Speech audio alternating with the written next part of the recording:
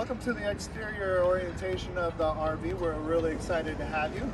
As we start here, entry to the side front door compartment, we also have some large mirrors. They actually have turn signal cameras on them. Once you turn the turn signal camera on, you would actually pop up on the display and help you with your blind spot.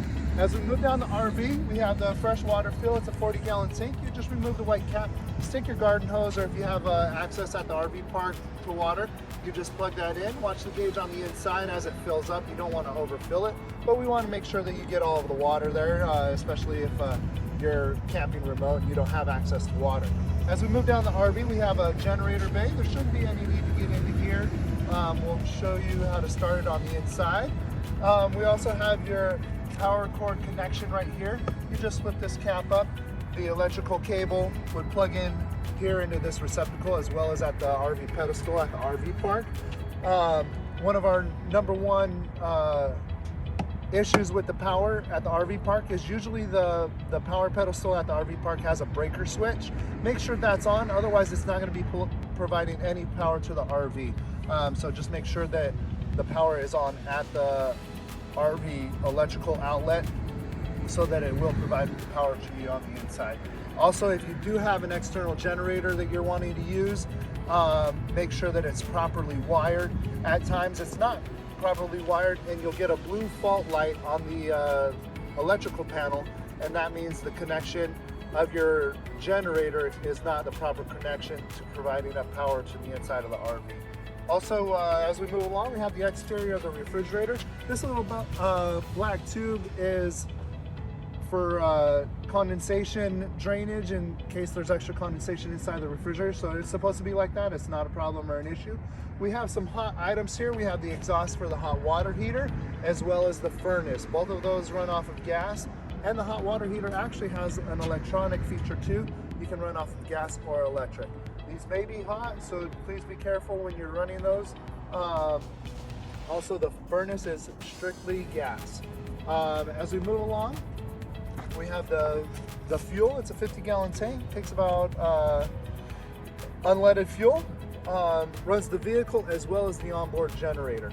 It does have a safety feature. When it gets in between a quarter and a third of a tank, it should have a shut off where it won't start the generator. That's just so that you don't get stranded if you're out in the forest camping.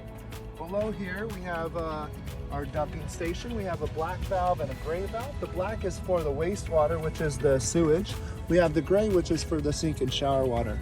Usually once you hook up the hose and to dump, you want to pull the black valve first, let the sewage drain, and then you pull the gray valve, and the cleaner, dirtier sink and shower water help clean out that hose. Be sure you close up both of the valves prior to leaving so that you don't make a mess on the highway. As we move around to the back here, on the back corner we have the city water connection at the RV park. If you have access to water, you can plug in the water hose here, and that's going to provide water pressure to the inside. If you do not have a water hookup, you can use the water pump, and that's where you use the 40-gallon fresh water tank. While you are away from the RV, we always highly recommend that you turn off the water at the spigot as well as the water pump. That way, if there's any leaks or any incidentals with the water occurs while you're gone, there's not any damage caused to the RV. This next little plug is what they call a sanitation flush. If you do decide to use this, make sure you have the black tank valve open. This fills the black tank directly. If it is not open, it could overflow and cause a sewage mess on the inside, as well as some interior damage. And that's just a big mess that nobody wants to clean up. As we move around here to the back side, we do have a small door here. This is access to the rear storage compartment. It also has a side door, which is a lot larger. I can open this up real quick for you here. Inside here we have a bin with the sewer hose in it. We have the spare tire. There's a little small table, as well as the water hose and the electrical cable, as I mentioned. As we move down, you can see that we have a large awning. It is electrical. It is very easy to use. Just remember, It is very expensive to replace. Any wind, rain, snow, any other inclement weather. Nighttime, you're sleeping, put it up. You guys go for a hike, hanging out on the river, make sure that you put it up. It is easily damaged by wind. We don't want to repair it. We don't want to have to charge you to make sure that we do that. One more little compartment here as we move down. We do have a little bay of some exterior outlets if you wanted to use those while you're camping. And this is the propane bay. It's just like your barbecue to turn it on and off. And there's a gauge that shows the level. In the event that you do need to fill up during your trip, that's where you would do it. That's a quick wrap up on the outside. Let's head on inside. All right, we're gonna do a quick walkthrough on the interior of the RV. We're gonna start here. We have a bank of switches. One's for the awning light, one's for the awning in and out, and one for a step light. And then we also have some interior switches. We have a battery disconnect switch. As you can see, it's pointing towards the on position at 3 o'clock. Leave it on for your entire trip. If anybody happens to turn it up to the 12 o'clock position to off, it will turn off power to the inside. We don't want that to occur because then your fridge is going to turn off and we don't want any issues. We have a solar panel on the roof, and this is the regulator for the solar panel. As we move up, we'll talk about the electrical panel. First things first, starting the generator, you actually push the toggle switch down towards stop. As you push down, the red light's going to turn on saying that the pump has been primed, and you'll press and hold towards start. It takes about 3 to 5 seconds to engage the motor, and once it starts, about 45 seconds to deliver power to the inside of the RV. One way you know that it is delivering power to the inside, you can check the microwave display, or sometimes you can hear the beep of the microwave once it starts. We have our tank switches, buttons. They're just little buttons. We have the propane and its tank level. We have the battery, fresh water tank, black and gray tanks. These are all just estimates on the tank levels. They are typically inaccurate, but they are just to give you a guide on those levels of the tanks. We have 2 switches that fall under tank heaters. So we are in Arizona. You shouldn't have any need to turn these on at all because the tanks aren't going to freeze on us. We have the water pump switch. You'll want to toggle it on and off whenever you're wanting to use water from the fresh water tank. And then we also have 2 hot water heater switches. This is for the gas feature or the electric if you're plugged in at the RV park. Only 1 switch at a time, not both of them. We don't want to confuse the hot water heater. We do have a large TV on a swivel. It will rotate out. Inside the compartment, we also have a DVD player for your convenience. We have a cab over bed. Please use the ladder up and down, not the captain's chairs, the seat backs, or the dinette. They are not weight bearing. The ladder is actually stored in one of the cabinets next to the refrigerator. Please use that ladder up and down, and please be safe while you're going up. We have a table that converts into a bed. If you look down here, there is a switch. A little lever, it just rotates over, and then with 2 hands, you would push this down. It's gonna rest on the rail here, and the cushions from the seat backs goes into the middle, and that would be another sleeping area for you and your family or friends. As we move along here, we have a microwave, should be pretty self-explanatory, and then we have a stove top and a oven. Once you have your propane on, it may take a minute to purge the line once you first start it. This is a glass cover that I rotated up. Like I said, it is a cover, it is not a glass cooktop. With heat, it will break or shatter. Please lift this up while you do it.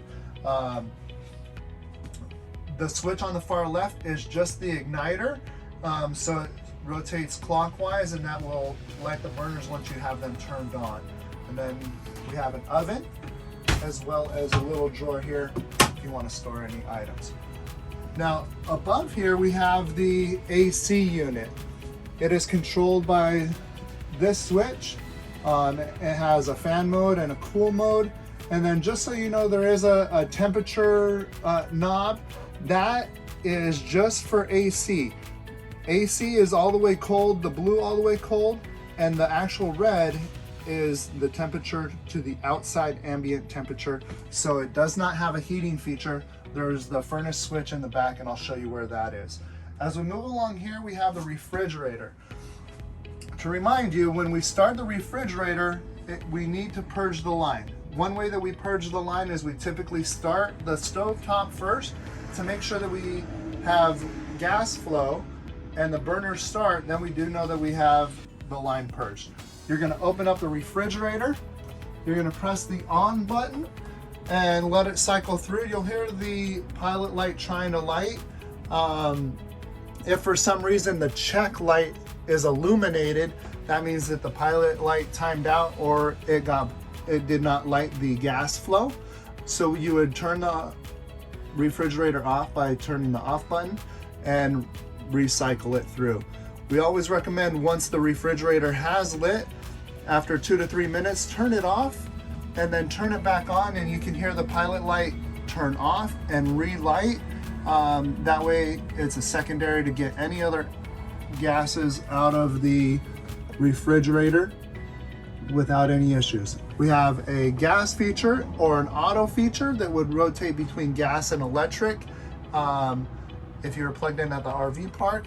That way it switched to gas while you guys are driving, so you don't lose the cold inside. Another thing on the inside is we have a thermostat slider on one of the fins. This white slider goes up and down, and as you can see, there is a little tan cable on the inside here. Sometimes it drops through this fin and it'll hang down. So in the event that you think that your refrigerator is not cold, check that wire to make sure that it's inside the fin and up all the way. This refrigerator has these wonderful handles. Make sure you articulate it out and then pull. As you can see, it hooks into the door frame right there. As a side note, the refrigerator takes about 6 hours to get completely cold. So make sure you account for that for your trip. Once it's fully cold, then you can put your items in. The freezer box actually freezes and the cold air flows to the bottom, and it's going to be the least coldest on the bottom of the fridge. As we move along here, underneath this countertop cabinet, we have 3 switches. Some of them are for lighting, and one of them is for the vent fan in the roof, so that you can turn it on conveniently right here. Also, we have, as we come back here, we have a switch for the bedroom light, and then this is the thermostat switch. All the way to the left is off, so you would toggle it to the right, and then you can slide it to adjust your temperature for the heat. Just a reminder, it is just for the furnace. As we move along here, we're going to take a quick look in the bathroom.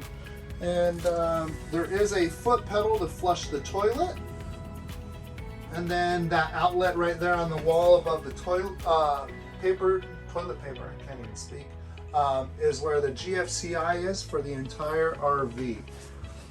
And then once you do a little quick loop there, on the side of the back bedroom bed is where the electrical panel is. If you want to take a look there, I don't know if we could get it. We missed it. I think that's a quick summary of the unit. We look forward to seeing you soon. And as you have any other questions, we'll talk about them during your pickup. Thank you.